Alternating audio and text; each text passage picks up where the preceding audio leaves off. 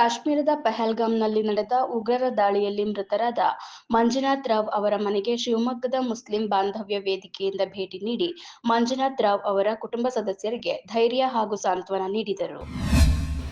ಮಂಜುನಾಥ್ ಅವ್ರ ಮನೆಯಲ್ಲಿ ಏನಾಗಿದೆ, ಇದು ಪ್ರತಿಯೊಬ್ಬರಿಗೂ ಜೀವನದಲ್ಲಿ ಅವರ ಅತಿ ದೊಡ್ಡ ನೋವು.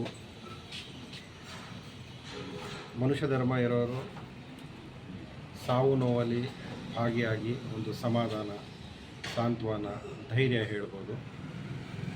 ಆ ನಿಟ್ಟಿನಲ್ಲಿ ನಮ್ಮ ಭಾರತೀಯ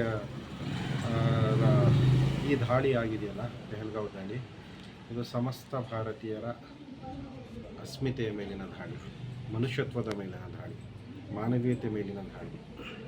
ಈ ದಾಳಿ ನಮ್ಮ ಸಾರ್ವಭೌಮತ್ವದ ಮೇಲಿನ ದಾಳಿ, ನಮ್ಮ ಅಖಂಡತೆ, ಏಕತೆ ಮೇಲಿನ ದಾಳಿ.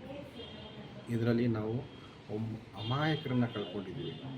ಈ ಅಮಾಯಕರ ಸಾವು ನೋವು ಆ ಕುಟುಂಬಗಳಿಗೆ ಭರಿಸೋ ಶಕ್ತಿ ಆ ಭಗವಂತ ನೀಡಬೇಕು. ಮನುಷ್ಯ ಧರ್ಮರಾದವ್ರು ನಾವು ಅವ್ರಿಗೊಂದು ಸಮಾಧಾನ, ಧೈರ್ಯ ಅಷ್ಟೇ ಹೇಳ್ಬೋದು. ಆ ನಿಟ್ಟಿನಲ್ಲಿ ಮುಸ್ಲಿಂ ಬಾಂಧವ್ಯ ವೇದಿಕೆ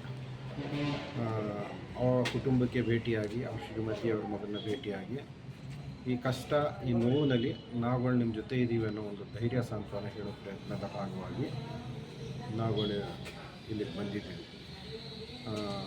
ಒಳ್ಳೆ ಪಲ್ಲವಿ ಮೇಡಮು, ಮಂಜುನಾಥ್ ಅವರ ಶ್ರೀಮತಿ ಅವರು, ಅವರ ವಿಡಿಯೋಗಳನ್ನ ನಾನು ಮುಂಚೆನೂ ನೋಡಿದ್ದೆ.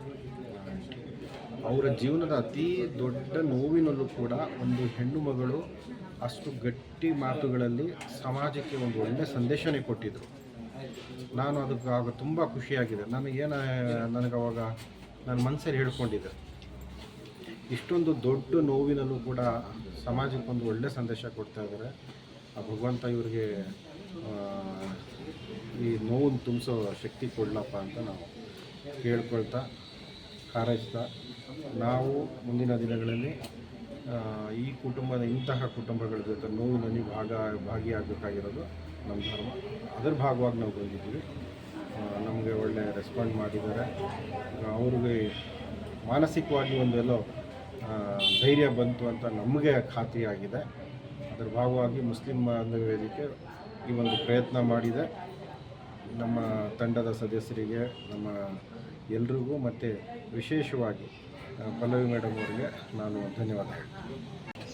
ದುರಂತದ ಸಂದರ್ಭದಲ್ಲಿ ಅವರು ಅತ್ಯಂತ ಪ್ರಜ್ಞಾವಂತಿಕೆಯಿಂದ ಎಲ್ಲ ವಿಚಾರಗಳನ್ನು ಕೂಲಂಕುಷವಾಗಿ ಮಾಧ್ಯಮದೊಟ್ಟಿಗೆ ಮತ್ತು ಸಾಮಾನ್ಯರಿಗೆ ವಿವರಿಸಿ, ಎಲ್ಲಿಯೂ ಕೂಡ ಸಮುದಾಯಗಳ ನಡುವೆ ಗೊಂದಲ ಆಗದಂತೆ ನೋಡಿಕೊಂಡು ಒಂದು ಸಾಮುದಾಯಿಕ ಸಾಮರಸ್ಯವನ್ನು ಕಾಪಾಡಿದ್ದು ಈ ವಿಚಾರದಲ್ಲಿ ಅಂತಹ ದುಃಖದ ಸಂದರ್ಭದಲ್ಲಿ ಅವರು ತೋರಿದ ಒಂದು ಅತ್ಯಂತ ದೊಡ್ಡ ಪ್ರಬುದ್ಧತೆ ಎನ್ನುವುದನ್ನು ನಾವು ಪರಿಗಣಿಸಿದ್ದೇವೆ. ಅವರಿಗೆ ಸಾಂತ್ವನವನ್ನು ಹೇಳಬೇಕು. ಅವರೊಂದಿಗೆ ನಾವಿದ್ದೇವೆ, ಅವರೊಂದಿಗೆ ಯಾವತ್ತೂ ಕೂಡ ನಾವು ಮುಂದೆಯೂ ಕೂಡ ಇರ್ತೇವೆ ಎನ್ನುವ ವಿಚಾರವನ್ನು, ಭರವಸೆಯನ್ನು ನೀಡಲಿಕ್ಕೋಸ್ಕರ ಬಾಂಧವ್ಯ ವೇದಿಕೆಯನ್ನು ಇವಾಗ ನಾವು ಸಾಹಿತಿಗಳು, ಲೇಖಕರು, ಚಿಂತಕರು ಎಲ್ಲರೂ ಸೇರಿಕೊಂಡು ಇವತ್ತು ಸಾಂತ್ವನ ನೀಡಲಿಕ್ಕೆ ಬಂದಿದ್ದೇವೆ. ಮೇಡಮ್ ಅವರಿಗೆ ಮಾತಾಡಿಸಿದ್ದೇವೆ. ಬಹಳ ದುಃಖದ ವಿಚಾರವೇ ಆದರೂ ಕೂಡ ಅವರು ಸಾಮುದಾಯಿಕ ಸಾಮರಸ್ಯಕ್ಕೆ ನೀಡಿದ ದೊಡ್ಡ ಕೊಡುಗೆಯನ್ನು ಸದಾ ಸ್ಮರಿಸುತ್ತೇವೆ.